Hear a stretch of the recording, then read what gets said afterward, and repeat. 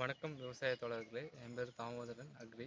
இன்னைக்கு என்ன கிராப் பார்க்க போகிறோம்னா மிளகாய். இந்த மிளகாயில் என்ன ப்ராப்ளம்னு பார்த்தோன்னா